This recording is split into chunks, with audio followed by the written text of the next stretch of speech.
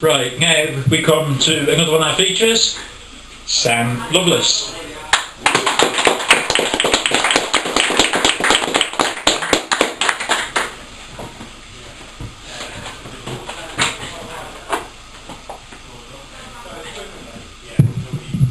Let's start this one together.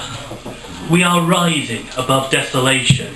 We have transversed the apathy of others, navigated more ridicule about the abnormality of our originality, which are now our wings. When we were fully grounded, full of whisper and best bitter, we couldn't speak to each other. We whispered in each other's direction, crashed in seismic shocks against our skulls. Aware of our losses, we take this instance, hand in hand. It forgives us our time, our failures, and leaves us higher, rising still.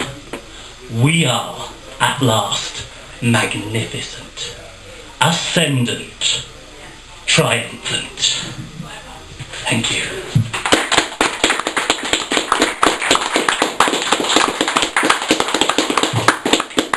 I saw the best minds of our generation destroyed by madness, starving, hysterical, naked, dragging themselves through the Swindon streets at dawn, looking for an angry fix.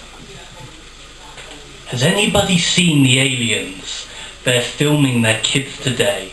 Little tentacles waving bubbles out of sticks, playing football and basketball on the same pitch. Look at them using 16mm film, recording their first landings, first cake tin spacecraft, teaching their spawn to sew a costume human with zits. It's for Halloween we make too many interesting trinkets to be considered for invasion. To think how they marvel at our work. They moved sun-made superstructures across galaxies, creeping ever closer to the spiral we call home. We're still playing science like conkers, throwing particles at each other, smashing them apart to look for creation, a deconstruction that will bring down stars. We're not very good at this scientific puzzle. Someone needs to remind us how we made beautiful irrelevancies like 16mm film. Good evening, ladies and gentlemen. My name is Sam Loveless, and I would like to be the Dave Grohl of poetry, hence the t-shirt I'm wearing now. I am not a performance poet. I am not quite a page poet. I am a page person who performs page poetry, and I got that completely asked about tit, which is a bad omen for the evening. Let's see if we can pick it up. This is a pantoum. It is about the legendary board game Articulate.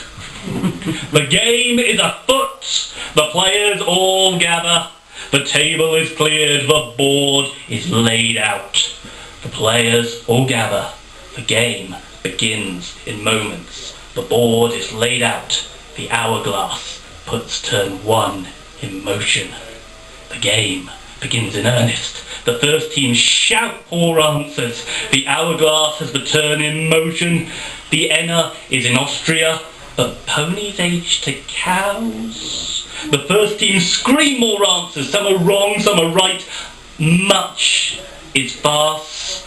Ponies age to horses. Vienna, now in France. Each turn is played until the cards are gone. Some are wrong, some are bright. Much is farce. Dundee in Australia. The piece moves. Each turn is played until the cards are gone. Wrong answers are mocked as round scores falter. Dundee in Scotland, the piece moves! The victors gloat, while the losers grumble. The tempers abate, the players remain. The game is once again afoot.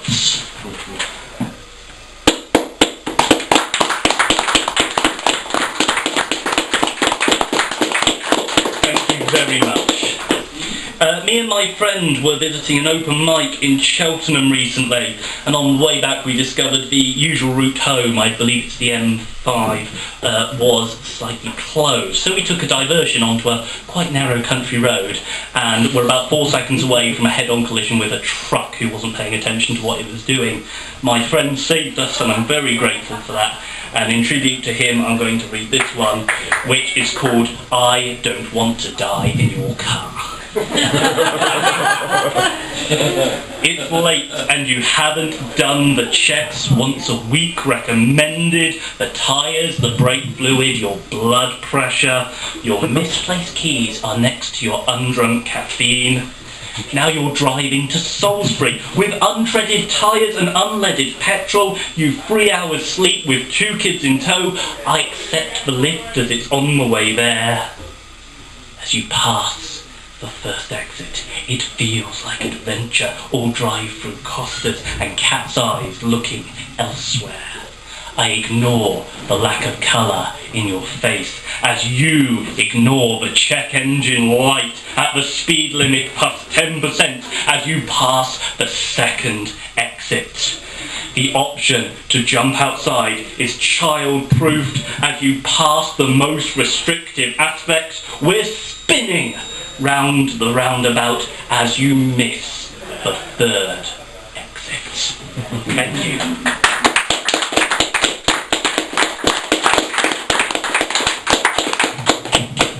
When I'm king, you will be first against the wall, with your opinion which is of no consequence at all.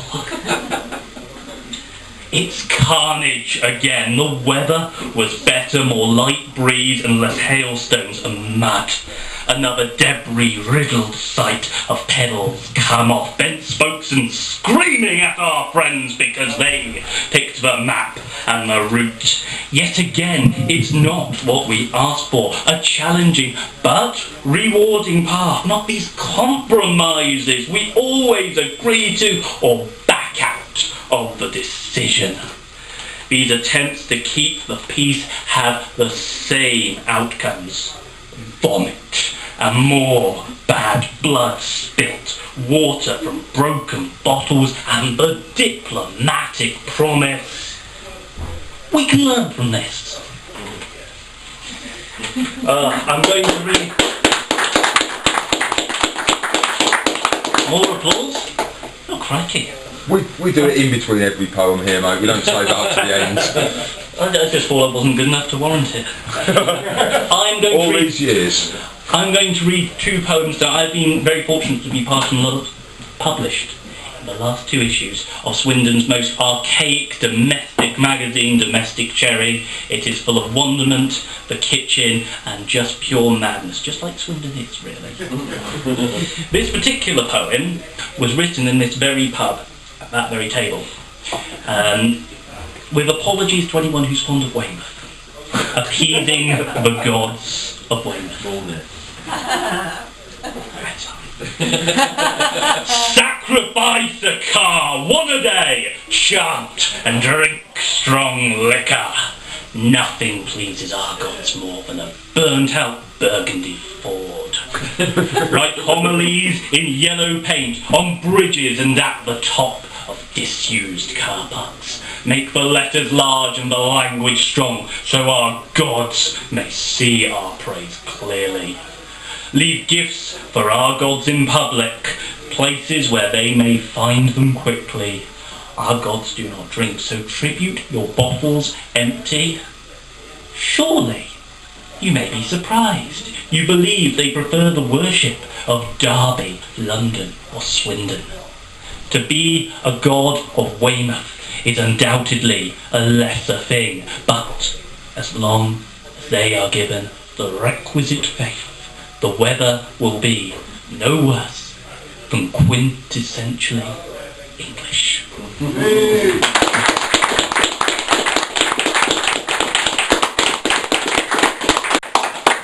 I want to say a big thank you to Clive and Nick for inviting me to do this. It's a pleasure to read for absolutely anyone, and I'm glad you've all stayed around and listened and not felt so horrified you've had to go to the bar.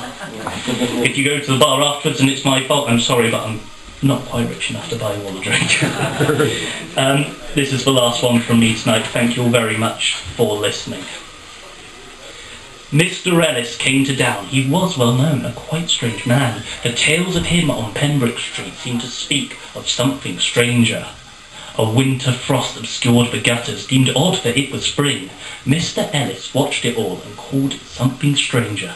The Mrs. Beulah's custard creams, they fixed teeth with Earl Grey tea. The scones would clot without the jam with cream was something stranger. In a toy shop off Cliff Street, a Scalextrics runs no circuits. Kids race tanks with Airfix and measure smiths. Toy trains are something stranger. The sign for the town of Bodsmanville points the way past cities richer and welcomes to your doorstep the sign for something stranger. Thank you very much.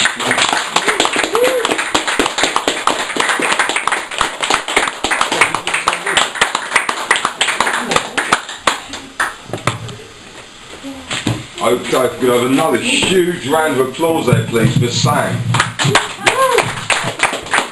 And Sam, I don't know where you get the idea that you're not a performance poet. You're a poet, and that was one hell of a performance, mate. Yeah.